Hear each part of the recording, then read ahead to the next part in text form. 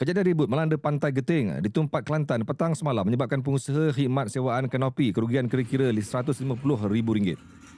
Kerugian itu susulan kerosakan dialami membabitkan 14 kemah jenis Monkey 10 yang koyak selain 5 lagi diterbangkan angin. Turut mengalami kerosakan peralatan elektrik termasuk kipas serta lampu dan 500 kerusi plastik yang disediakan di sebuah tapak program anjuran kerajaan. Nik Muhammad Faris Nik Zulkifli Amin berkata, semua kerosakan itu sudah pun rosak sepenuhnya memandangkan ia musnah dan sudah tidak boleh digunakan lagi. Katanya dia menerima panggilan daripada pekerja sekitar jam 6.50 petang semalam memaklumkan kejadian ribut kencang melanda tapak program. Sebaik sampai ribut baru sahaja reda dan keadaan memang sangat teruk dengan kemah utama membabitkan 14 Monkey 10 yang disambung, ranap dan 5 daripada 10 kemah kecil bersepah mata tempat akibat diterbangkan ribut.